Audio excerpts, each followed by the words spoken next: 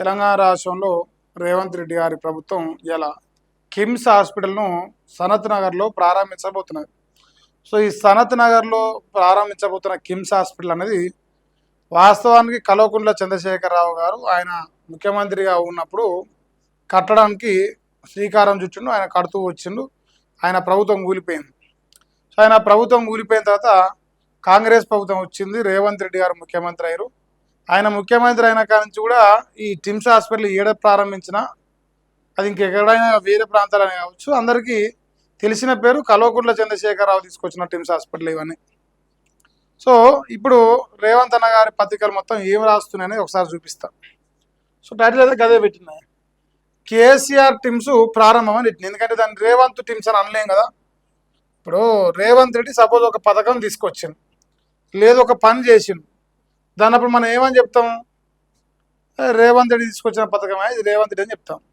So అట్లా ఇది రేవంత్ రెడ్డి కాదు కాబట్టి మరి కేసీఆర్ కాబట్టి కేసీఆర్ పేరు చెప్తున్నా.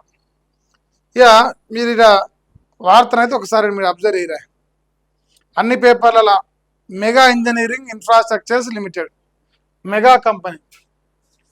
అంటే ఈ మెగా కంపెనీ అనేటువంటి వాస్తవానికి టీఆర్ఎస్ గవర్నమెంట్ ఉన్నా, లేదంటే బీఆర్ఎస్ గవర్నమెంట్ ఉన్నా, కాంగ్రెస్ గవర్నమెంట్ ఉన్నా, రేపు బీజేపీ గవర్నమెంట్ వచ్చినా, ఆ తర్వాత ఎంఐఎం గవర్నమెంట్ వచ్చినా సరే మనోడు మాత్రం అందరికీ సన్నిహితుడు, అందరికీ ఎలక్ట్రల్ బాండ్స్ ఇస్తాడు, అందరి దగ్గర పనులు చేయించుకోడు, బయటపడతాడు.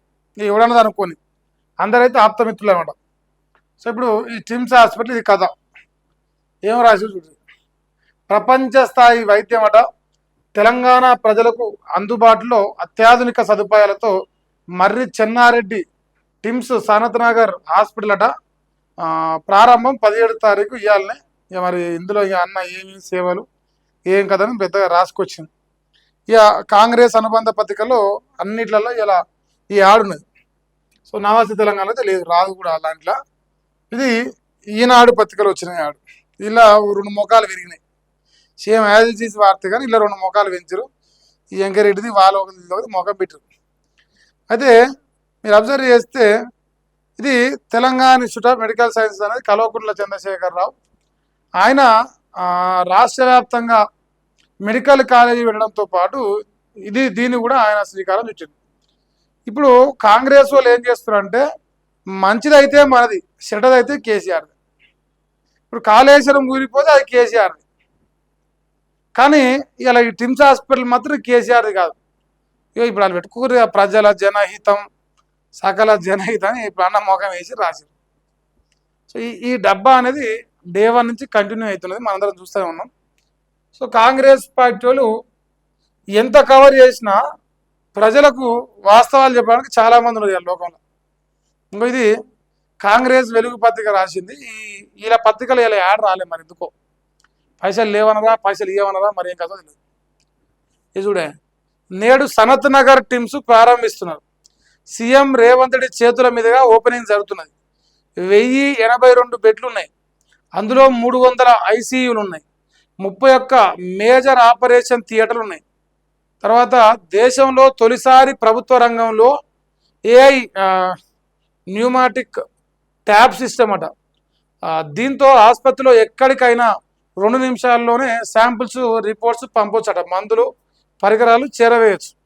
75% నీటి పొదుపుతో ఐజీబీసీ గోల్డ్ రేటింగ్ సాధించిన హాస్పిటల్ అంట. ఏర్పాటును పరిశీలించిన మంత్రి దామోదర్ రాజనరసింహ. ఇప్పుడు ఏదైతే దీని గొప్పలు చెప్తూ వస్తురో, ఇంకో ఇన్ని బెడ్లు ఉన్నాయి, ఇన్ని ఐసీయూలు ఉన్నాయి, ఇంత కథ ఉంది ఇదంతా అని చెప్తుండో, ఇదంతా కల్వకుంట్ల చంద్రశేఖరరావు చేసిన పని. సో దీనికి శ్రీకారం చూసినోడు, దీన్ని అంటారుగా శంకుస్థాపన చేసినోడు, దీన్ని ఇందాక తీసుకొచ్చినోడు కల్వకుంట్ల చంద్రశేఖరరావు. ఆయన తీసుకొచ్చిన దాన్ని రేవంత్ రెడ్డి కంటిన్యూ చేస్తుండే. ఇప్పుడు పేరు మాత్రం రేవంత్ రెడ్డి చేసుకుంటుంది. సేమ్ ఎట్లయితే ఇప్పుడు ఈ డబుల్ బెడ్రూమ్ ఇల్లు కూడా కేసీఆర్ కట్టినలకు 3 రంగుల కలర్ వేసి రేవంత్ రెడ్డి ఓపెనింగ్ చేసిండో, సేమ్ ఇది కూడా అంతే. ఇది వాస్తవానికి కేసీఆర్ కట్టిన టిమ్స్ హాస్పిటల్సే. ఇక దీనికి కౌంటర్గా నవాస తెలంగాణ రాసిన కథనం చూసుకోరు. కేసీఆర్ కట్టడం కాంగ్రెస్ రిబ్బన్ కట్టింగ్ చేస్తుంట. హైదరాబాద్లో నలువైపులా 4 దవాఖానాల నిర్మాణానికి నాడే శ్రీకారం చుట్టింది. అవయవ మార్పిడి చికిత్సతో పాటు 37 ప్రత్యేక వైద్య విభాగాలు ఉన్నాయి. నేడు సనత్ నగర్ టిమ్స్ ప్రారంభించిన ముఖ్యమంత్రి రేవంత్ రెడ్డి కూడా రాయలే. సో ఇది ఇప్పుడు వాళ్ళు ఏం చెప్తారు, కేసీఆర్ కడితే రిబ్బన్ కటింగ్ మాత్రం కాంగ్రెస్ వాళ్ళు చేస్తారు. మరి నగరానికి నాలుగు వైపులా 4 దవాఖానలు కట్టినట. సో మరి అందువల్ల ఆయన కఠిన ప్రాజెక్టు ఇలా ప్రజలోపల ఇలా సేవలు అందించబోతున్నది. ఇలా రేవంత్ రెడ్డి గారు ప్రారంభిస్తారు. సో మంచి ఎవరు చేసినా, వీళ్ళ ప్రభుత్వం చేసినా వాళ్ళ ప్రభుత్వం చేసినా, మంచి ఎవరు చేసినా దాన్ని ఖచ్చితంగా సమర్థించాలి. సో అందులో భాగంగా మరి ఈ క్రెడిట్ రాష్ట్రంలో కేసీఆర్కి ఎక్కువ ఇవ్వాలి. కేసీఆర్కు 70% ఇస్తే దాన్ని ప్రభుత్వం వచ్చినాక దాన్ని వీళ్ళంత తొందరగా కంప్లీట్ చేసిన రేవంత్ రెడ్డికి ఇంకో 30% ఇవ్వచ్చు.